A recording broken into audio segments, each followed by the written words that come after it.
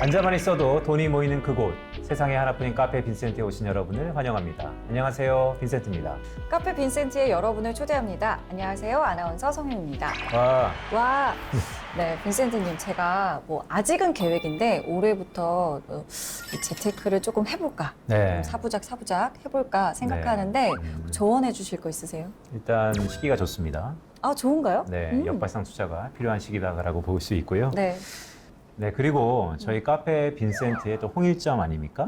네, 우리 안방마님으로서 궁금한 거 있으면 여과 없이 출연자분들께 마구 질문해 주시면 우리가 또 도움이 많이 될 것 같다는 생각도 드네요. 알겠습니다. 자, 그럼 오늘은 어떤 분께 좀 질문을 하면 될까요? 네, 오늘 카페 빈센트에 사실 이 단독 출연이라는 게 그렇죠. 어마어마한 건데 오늘 이분 단독 출연이십니다. 혼자 나오시는 건가요? 거인들하고 같이 나온다라고 할까요? 네, 혼자 거인들과? 나오십니다. 어떤 네. 분이시죠? 저희가 2023년 첫 스타트를 이분들과 했었는데요. 기억하실지 모르겠지만 강덕원 대표 또한 정강호 대표랑 괴를 같이 하시는 분입니다. 두 분 같은 동아리 스믹이라는 SMIC라는 동아리에서 있었고 무려 14기 출신, 이미 대학생 때부터 투자 고수 뭐 이런 닉네임들이 있는데요. 네. 이채원 퀴즈로도 유명하시고요. 네. 현재 가치 투자의 대가로서 명맥을 이어오고 계시는 분입니다. 누구신가요? 라쿤 자산운용의 네. 홍진채 대표입니다. 여기 화려하게 등장하는 거예요. 와 이러면서 안녕하세요. 안녕하세요. 안녕하세요. 와 되게 텐션이 높을 걸로 기대를 했었는데 네. 굉장히 차분하게 진행을 하시네요. 이 정도는 굉장히 높은 편이에요. 평소보다 높은 네. 지금 편이에요? 굉장히 높은 아 편이에요. 그래요? 모으셨습니다. 모으셨어요? 오늘 이 잠깐 3분 발언으로? 네. 네네. 어떡하지 오늘? 아 일단 홍진채 대표님 오셨으니까 좋아요. 네, 홍진채 대표 오셨으니까 네. 한 말씀 하시죠. 네, 아까 소개를 해주실 때 대학생 때 얘기해 네. 주시고 네. 뭐 퀴즈 얘기해 주시고 네. 대가도 그러셔가지고 있어요. 네. 대가는 저는 대가는 아니고 네. 그래서 좀 약간 너무 옛날 얘기와 너무 먼 미래의 얘기를 소개를 해주셔가지고 어떻게 해야 하나 어떻게 시작을 해야 되지 이러고 있었는데 아무튼 네 대학생 때 투자 고수 뭐 이런 텐션? 좋은데요? 네, 알겠습니다. 투자 고수 아니고요. 주식쟁이가 자기가 고수라고 얘기하는 사람이 있으면 일단 그 사람은 조금 조심해야 됩니다. 네. 그래서 그냥 옛날부터 투자를 좀 열심히 했었고 학생 때부터 투자를 좋아했었고 열심히 했었고 펀드 매니저로 8년 반 일을 하다가 지금은 조그만 자산운용사 차려서 열심히 하고 있는 그냥 여의도 구멍가게 사장 홍진채라고 합니다. 네, 안녕하세요. 네, 홍 대표님이 역시 겸손하게, 험블하게 말씀을 주셨는데, 이 펀드 매니저 하실 때 또 상도 받으셨잖아요. 네, 상 받았어요. 그거 그렇죠. 좀 뿌듯합니다. 네. 네. 모닝스타라고 글로벌 가장 저명한 펀드 평가사 거기서 펀드 대상을 제가 받았었고요. 네. 그 상이 저는 좀 의미 있다고 생각하는 게 보통은 어떤 업계 내에서 인지도라던가 여러 가지 다른 운용 외적인 요소를 좀 많이 보는데 딱 그 상은 정말 수익률만 가지고 평가를 하거든요. 그래서 제가 그 상을 받아서 그리고 그냥 딱 짧은 1년간의 수익률보다는 좀 더 긴 기간의 수익률을 보는 거고 그래서 이거 상을 받는 거는 진짜 실력이 있는 사람이다라는 증명이 되는 거라고 저는 생각을 하는데 그 상을 다행히도 운 좋게 받아서 좀 나름 뿌듯한 걸로 여기고 있습니다. 네, 맞습니다. 사실 준비된 자가 기회를 취득하죠. 홍진채 대표가 세상에 알렸던 가장 큰 업적 중에 되게 눈에 띄던 그런 업적이 아니었을까라고 생각을 하고요. 오늘 전반적으로 시작하기 전에 이 말씀 좀 드리고 싶었어요. 라쿤 자산운용. 네. 라쿤. 네, 네. 왜 라쿤이에요? 귀여우니까. 귀여우니까. 귀여우니까. 네네. 네. 귀여우니까. 귀여운 이름을 자산운용사 이름으로 짓는 회사는 없잖아요. 음. 네, 되게 멋있는 이름 되게 많은데 맞아요. 저는 멋있는 이름 하면은 약간 수익률이라는 게 좋을 수도 있고 나쁠 수도 있는데 이름은 멋있는데 수익률 안 주면 좀 되게 부끄럽잖아요. 그래서 저희는 작고 귀엽고 무해한 수익률은 좋아요, 좋은데 그런 거 좀 피하고 싶어서 가능한 귀여운 걸로 잡았습니다. 네. 닮았다는 얘기를 지금 안 되나요? 근데 제가 그 얘기 하려다가 그래요? 했는데. 그런데 아까 약간 예전 얘기다, 대학생 때 얘기를 제가 환기 좀 시켜드렸는데 강대건 대표 있지 않습니까? 강대건 대표가 저희 코너에 오셔가지고 자기가 네. 이 친구들을 한번 가르쳐보겠다라는 네. 큰 뜻을 갖고 맞아요. 그런 동아리에 입회하게 됐다. 뭐 이런 얘기를 했어가지고. 그러셨구나. 제가 그 가르침을 받은 사람. 아. 예, 그 강대건 대표님은 뭐 예나 지금이나 무섭고 어렵고. 아, 그래요? 무섭고 네. 어렵고 네. 저희 나오셔서는 굉장히 부드러운 느낌을 주셔가지고 부드럽죠. 예, 부드럽게 칼을 쓱쓱 찌르는 약간. 네, 네. 저한테만 그러시나? 대건이 형, 기수 차이는 좀 나는데, 네. 좀 동아리를 일찍 들어오셨다가, 뭐 다른 일도 하시다가, 제가 들어갔을 때쯤에 증권사의 리서치 센터장 같은 역할 있잖아요. 그때 스믹 동아리에도 리서치 헤드라는 직책이 있었는데 그 직책을 맡으셔가지고 액팅 기술 딱 활동하는 기수들을 뭔가 진두지휘하고 채찍질하고 혼내고 뭐 그런 걸 하는 역할을 맡으셨을 때 제가 신입회원으로 들어갔었고 그래서 한 번씩 이제 잘 하고 있나 둘러보러 왔을 때 이번에 너네 팀은 어떤 기업으로 하려고 하냐. 그래서 제가 블라블라 얘기를 하면은 너무 나이브한데? 그래서 제가 나이브하다는 얘기를 평생에 딱 한 번 그분한테 들었습니다. 네. 그래서 이런 거 나이브한 거구나. 더 열심히 디테일하게 빡세게 해야겠다. 예, 아주 많은 가르침과 훈계와 채찍질과 그래서 어린 시절에 딱 되게 무서웠던 분은 나이 들어서도 맞아요. 예, 있어요. 약간 몸이 먼저 반응하는 그런 게 있잖아요. 그래서 저도 대건이 형, 강대건 대표님, 너무 좋아하고 존경하는데 가끔 진짜 밥 한번 먹자 이러시면 이제 네 감사합니다 이러고 밥 먹으러 가면 이제 이렇게 다소곳하게 두 분의 투샷도 약간 궁금한데요. 네, 그러니까요. 강대건 대표님이 조만간 점심 약속을 청하지 않으실까 이렇게 생각이 드는데요. 저는 홍진채 대표님을 검색을 했더니 이제 책 이야기가 굉장히 많이 있으시더라고요. 이제 주식하는 마음 책 제목도 너무 멋있었고, 근데 이제 제가 초반에 저희 이제 빈센트님한테도 얘기를 했는데 저는 아직 아무 투자도 안 하고 있어가지고 이제 좀 해볼까라고 네. 이제 요즘에 좀 살짝 마음을 먹고 있는데 네. 주식하는 마음은 어떻게 먹어야 되는 거예요? 주식하는 마음이요? 일단 주식하는 마음의 그 첫 챕터의 첫 문장이 이렇게 시작을 하거든요. 주식을 안 하는 게 마음이 편한데 왜 굳이 이걸 하려고 하십니까? 딱 저네요. 네, 경험 삼아 시도해보는 건 좋아요. 좋은데 돈을 벌 때도 있고 잃을 때도 있을 건데 중요한 거는 당장 버냐 잃느냐보다는 벌고 잃을 때 그걸로부터 그 경험으로부터 내가 무엇을 배울 거냐 그게 중요하고 버는 걸로 끝나고 잃는 걸로 끝나고 그렇게만 되면은 남는 게 없으니까 그쵸. 어떻게든 내가 이 경험으로부터 무엇을 어떻게 배울 것인가 이런 구조를 만들어 놓는 게 중요하다라는 게 그 책의 요지고요. 벌써 텐션이 낮아지는 느낌이 막 들죠? 아니에요, 어떡하지?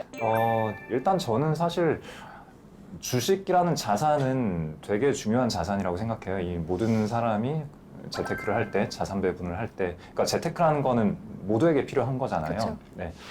그래서 저는 재테크라는 용어보다는 자산 배분이라는 용어를 좋아하는데, 어쨌거나 돈은 벌고 돈은 쌓아두는데 어떤 형태로 쌓아둘 것이냐라는 의사결정은 모두가 해야 되고, 네. 그러니까 재테크는 우리가 한다 안 한다로 이야기를 하지만 자산 배분은 누구나 하고 있는 그쵸, 거거든요. 그쵸. 예.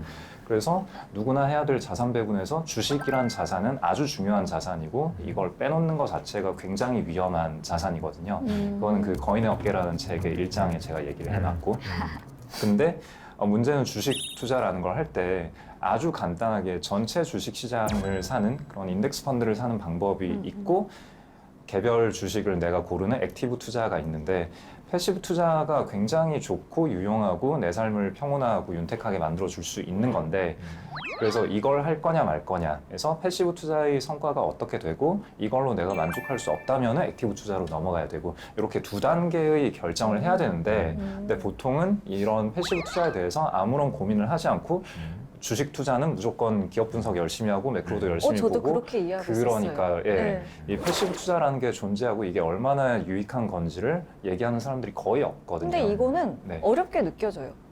왜요? 이거는 종목이 이렇게 이름이 그냥 하나씩 있고 네. 이거는 종목 이름도 어렵고 뭐가 이렇게 잘 모르겠으니까 어렵게 느껴지는? 네, 그게 ETF나 인덱스 펀드도 종류가 굉장히 많은데 네. 여러 가지 테마형 ETF나 어떤 섹터 ETF나 그런 것들을 오히려 안전하다라고 주장하시는 분들도 많은데 저는 오히려 그게 개별 주식 투자보다 더 위험하다라고 생각하는 편이고요. 제가 말씀드린 거는 그 주식시장 전체를 편입하는, 그래서 전 세계 주식시장을 다 사던가 아니면은 뭐 미국 시장 전체를 편입한다던가 그런 건 몇 개 안 돼요. 전 세계 주식시장을 사는 거는 뭐 VT나 아니면 ACWI, 한국에도 ACWI를 추종하는 ETF가 하나 있고요. 그런 거 혹은 미국을 추종하는 뭐 VTI라던가 SPY나 뭐 그런 ETF, 그런 소수 몇 개의 ETF, 아주 큰 전체 시장을 다 편입하는 그 ETF만을 얘기하는 겁니다. 네. 그래서 뭐 종목은 그거 말씀드렸고 그거 그냥 사놓고 가만히 계시면 되거든요. 네, 그러니까 이게 굉장히 간단한 방법이고 그리고 지나고 나서 보면은 열심히 액티브 투자를 하는 수많은 사람들보다 훨씬 더 성과가 좋을 거예요. 네, 그러니까 그거를 한번 고민을 해보시고 근데 그게 수익률이 내가 한 30년 정도 한다라고 했을 때 연환산으로 6에서 10 정도가 나와요. 근데 그런 얘기를 하면은 이제 보통 돌아오는 반응이 그거 보려고 주식합니까? 지금 이제 눈빛에서 느껴지는데 네. 그래서 그 정도 수익률로 만족하지 못한다라고 하면은 액티브 투자로 넘어가서 뭘 더 열심히 해야 되는데, 그러니까 우리가 어떤 게임의 난이도를 먼저 좀 고민을 해봐야 된다라고 생각을 하고요. 되게 난이도가 낮으면서 6에서 10이라는 것도 절대 낮은 수익률이 아니거든요. 그래서 되게 난이도가 낮으면서 내가 투입하는 에너지가 적으면서도 꽤 괜찮은 수익률을 줄 수 있는 어떤 하나의 방법이라는 게 있고, 그러면은 내가 액티브 투자를 열심히 하려고 한다면은 왜 굳이 이게 아니라 이걸 선택을 하였는가라는 거에 대해서 스스로 답변을 해야만 여기로 넘어갈 수 있다라는 게 제 생각입니다. 그러니까 사실 인덱스 투자에 대한 장점이 상당히 많죠. 근데 이런 시각은 어떤가요? 가치 투자가 지속 투자랑 같은 건가? 계속해서 끝없이 생활의 일부분으로서 지속해서 한평생 계속 투자한다. 약간 존버 같은. 이 얘기하면 이제 또 저희가 텐션이 바닥을 치고 내려갈 건데 아무튼 중요한 질문이니까 네. 말씀을 드릴게요. 그 가치 투자라는 용어를 일단 제가 별로 좋아하지 않고요. 가치 투자라는 말을 쓸 때마다 사람마다 머릿속에 떠올리는 그 정의가 다 달라요. 그럼 여기서 이야기하는 가치 투자를 내가 생각하는 가치보다 좀 낮은 가격에 있는 어떤 자산을 산다 라고 정의를 한다면 그거는 언제나 내가 지속하는 투자라고 하기엔 좀 무리가 있죠. 그 말인 즉슨 언제나 가치보다 싼 어떤 자산을 내가 발견할 수 있다라는 건데 늘 그렇지는 못하거든요.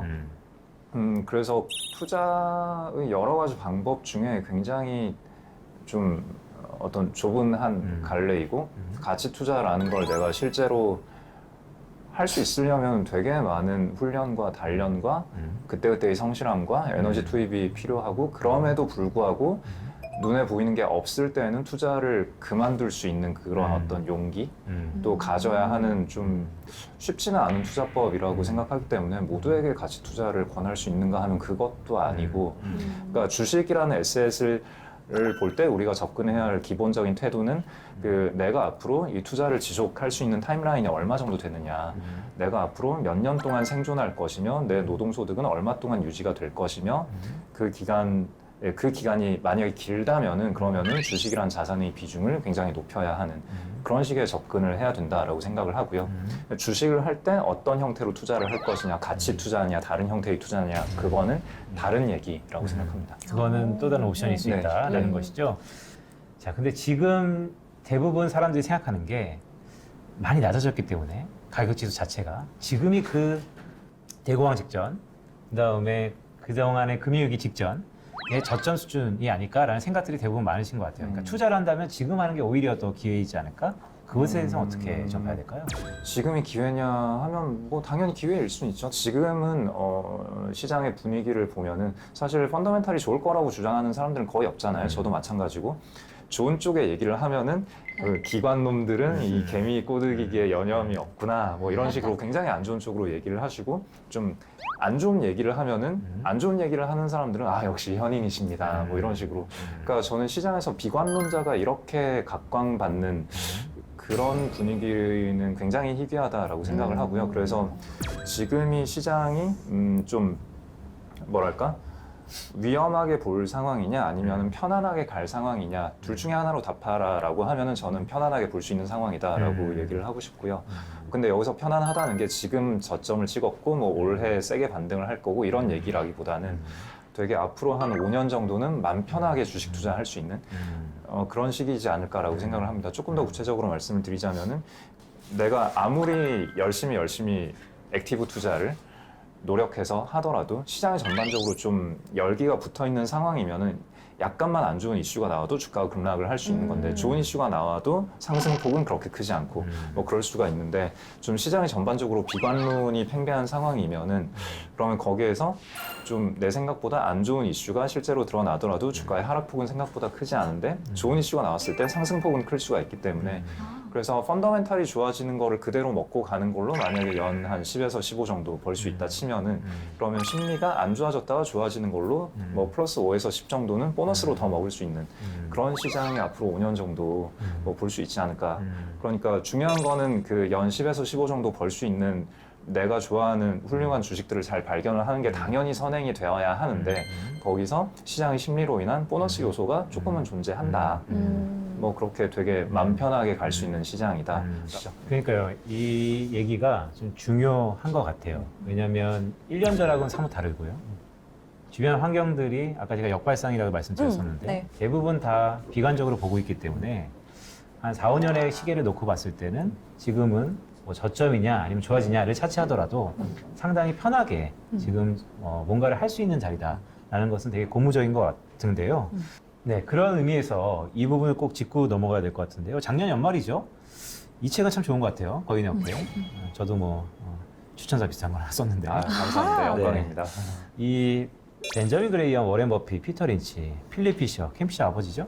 네. 필립 피셔 투자 노하우 집대성한 책이긴 한데 모든 대가들의 방법론이라든지 네. 이런 것을 전부 다 집대성에서 모아놨기 때문에 저는 이런 걸 되게 기대하고 싶었어요. 그러면 자, 1, 2, 3, 4분기 그런 타이밍을 차치하더라도 지금은 어떤 대가에 우리가 조금 올라타야 되는 겁니까? 저는 그런 스타일에 대해서는 사실 별로 관심이 없어요. 그것보다는 그 사람들의 공통점, 그 사람들이 좀 각자가 포트폴리오도 다 다르고 스타일도 물론 다 다르고 그러니까 뭐 좋아하는 어떤 기업의 유형도 다르고 좋아하는 섹터들도 다르고 뭐 분산한 종목의 개수도 다르고 어떤 들어가고 나오는 타이밍도 다 달랐겠죠. 그럼에도 불구하고 그들 사이에서 어떤 공통점, 그들 사이에 공유하는 어떤 사고 체계가 존재한다. 그렇다면 우리는 그걸 배우는 게 우선이지 않는가. 라는 생각으로 그런 걸 밝히는 과정이 그 거인의 어깨라는 책이었다라고 보고요. 그래서 사실 스타일은 누구의 스타일을 가져오든 간에 결국은 자기가 좋아하는 종목을 찾게 마련이고 이 거인의 어깨 거장 3명의 얘기를 하는 거의 최종 결론은 자기가 잘 아는 범위 내에서 투자를 하라라는 게 최종 핵심 결론이거든요. 일단 어떤 기업을 선정을 할 때 어떤 유망한 섹터 아니면 어떤 뭐 금리 인상기에는 가치주에 투자하라 뭐 이런 식의 여러 스타일 전략에 대한 이론들이 굉장히 많잖아요.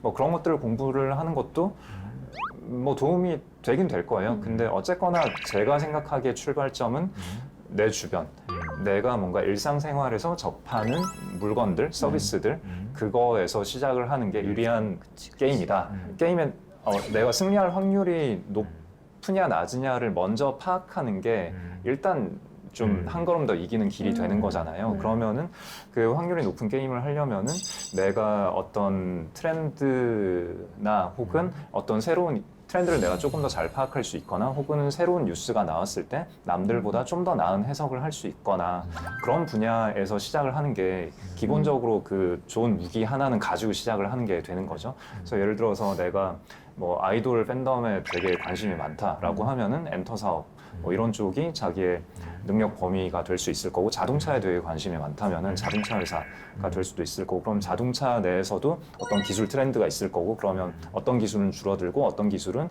좋아질 수 있는데 그러면은 그런 뭐 완성차 회사뿐만 아니라 그런 좋아지는 기술에 익스포저가 큰 부품 회사를 사서 가져갈 수도 있는 거고 아니면은 지금 여기 계신 분들은 방송 쪽에 종사를 하시니까 그러면은 뭐 방송 컨텐츠 하나를 찍을 때 원가 구조가 어떻게 되는지 뭐 그런 거에 대해서 남들보다 훨씬 더 잘 알 거고 뭐 방송업에서 요즘에 뭐 인력 구하기가 얼마나 힘든지 혹은 쉬운지 뭐 이런 걸 통해서 향후의 이익을 예측하는 데 있어서 남보다 좀 더 강점을 보일 수 있을 거고 그러면은 시장에서 그런 방송 컨텐츠 관련된 회사들에 대해서 뭐 애널리스트 보고서라던가 아니면 다른 뭐 투자자분들이 내놓는 여러 의견들을 봤을 때 저거는 너무 낙관적으로 보고 있는데 혹은 별거 아닌 이슈인데 너무 비관적으로 보고 있는데 뭐 이런 식의 생각이 들 거잖아요. 그럼 여기에서 일단은 내가 이길 수 있는 한 걸음이 시작이 된 거죠.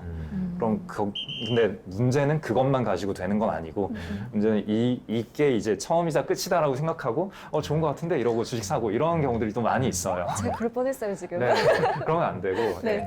여기서 기본적으로 그 지루한 과정을 거쳐야 돼요. 기업이라는 게 무엇이고 주식이라는 게 무엇이고 재무제표를 읽는 방법이라던가 뭐 그런 것들을 좀 공부를 해야 돼요. 그래서 내가 생각한 어떤 남들과 다르게 보는 어떤 아이디어가 굉장히 사소한 걸 수도 있거든요. 굉장히 중요한 걸 수도 있고 그래서 그 중요성을 파악하는 게 첫 번째고 그 다음에는 그게 정말 중요하고 내가 옳다면은 시장은 언제 그들이 틀렸고 내가 옳다는 거를 인정해서 반영을 해줄 건가 그렇게까지 생각을 해야 투자 아이디어 하나가 완성이 되는 거예요. 그걸 2권을 보면 된다는 거죠. 2권에 그 내용이 들어있습니다. 그쵸? 네, 2권과 주식하는 마음까지 하면은 이제 이런 얘기들은 쭉 남아 있는데 네. 제가 다음에 만났을 때 다음에 또 뵐 수 있나요? 네. 네, 사실 지금 홍 대표님이 좀 중요한 얘기를 하셨어요. 아까 가장 근본적인 1단계죠. 그러니까 내가 이길 수 있는 환경을 만들어라 라는 것인데 대부분 내가 주로 접하거나 관심 있는 것에 투자하는 게 당연한 것 같으면서도 많은 분들이 반대로 하세요. 뭐냐면 맞아요. 예, 나는 지금 예를 들어서 방송이라고 있는데 잘하는 거 투자하는 게 아니고 반도체 공부해야 될 것 그쵸. 같아요. 이렇게 투자한단 말이죠. 그러다 보니까 1단계와 2단계 중간쯤에 한국의 대부분 사람들이 투자는 다 삼성전자 좋아 보인다. 내가 종목 하나하나까지는 어렵지만 1단계 전반적으로 관심이 그래도 없는 거에 집에 있는데 2단계까지는 힘들고 1.5단계에 다 걸려 있는 것 같아요. 그게 지난해 많은 아픔을 줬던 것 같습니다. 이런 시각을 바꾸려면 어떤 마인드가 좀 필요할까요? 그렇죠. 그러니까 저도 참 안타까운 게 의사분들이 반도체 투자하시고 그 다음에 뭐 반도체 업종에 계신 분들이 뭐 바이오 주식 투자하시고 그런 게 참 안타깝더라고요.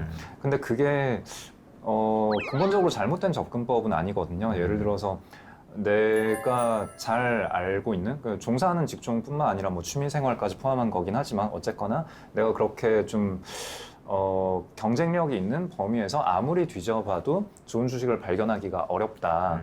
뭐 그런 경우가 발생할 수 있고 그 다음에 내가 종사하는 업종에 투자를 했을 때는 문제가 그 업종의 호황과 불황에 리스크. 네.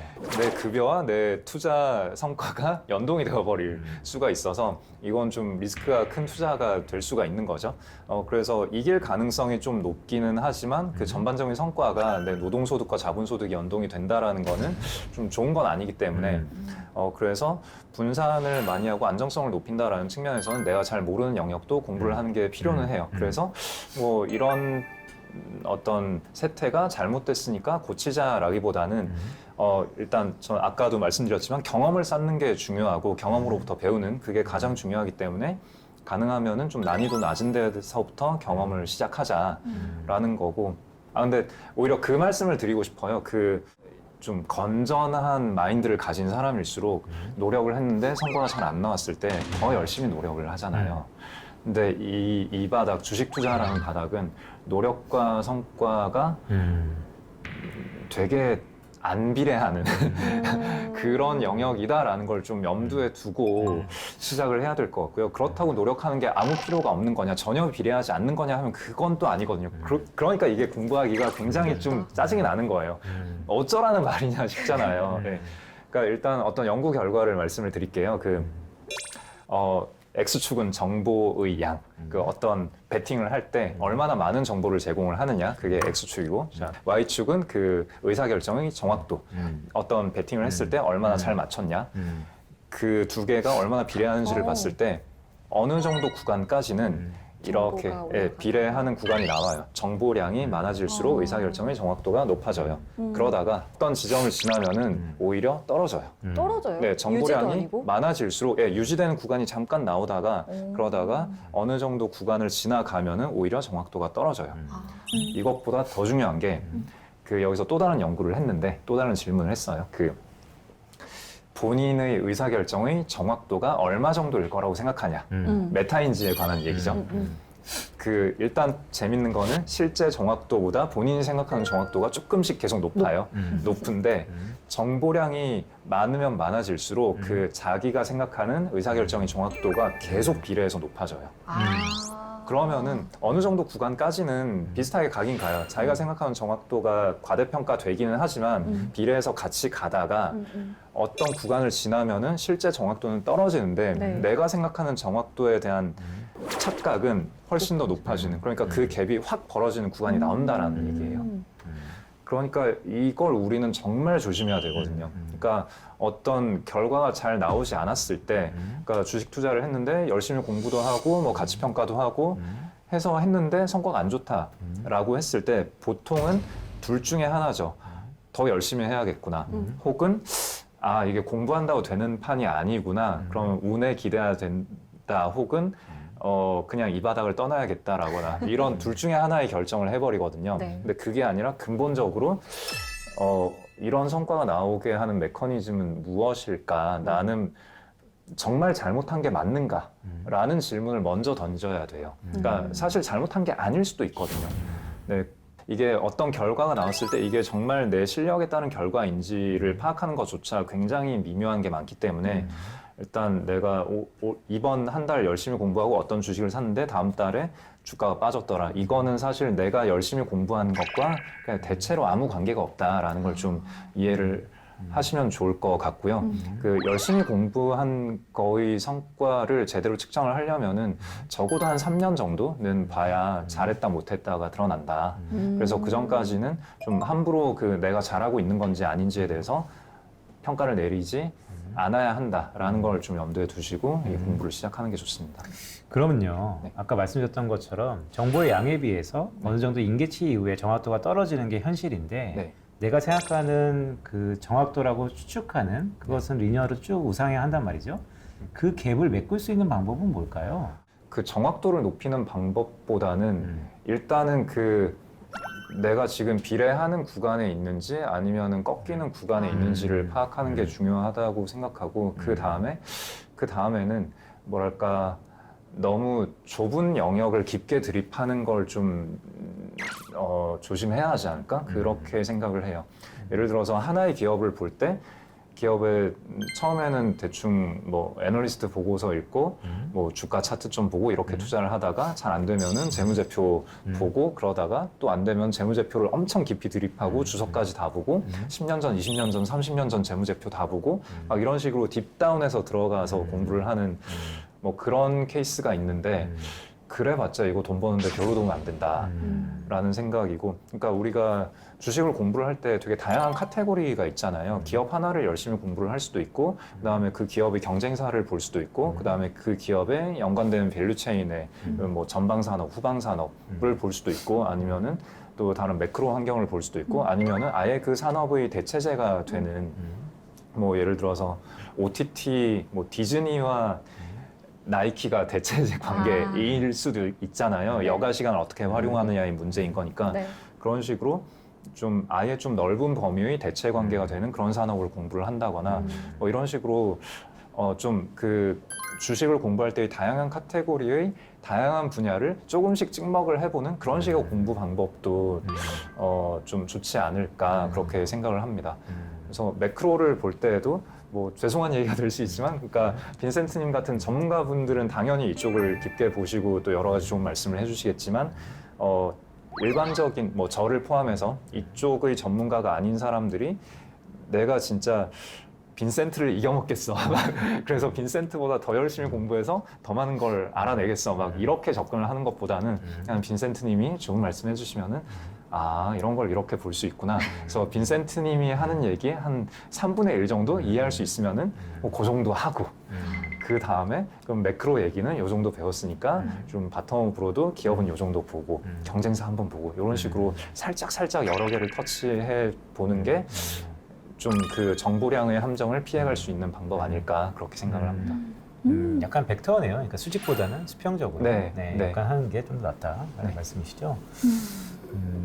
펀드의 대상을 수상하신 분이 이런 말을 하니까 좀 더 귀담아 들어야 될 필요성이 있어 맞아요, 보이네요. 맞아요.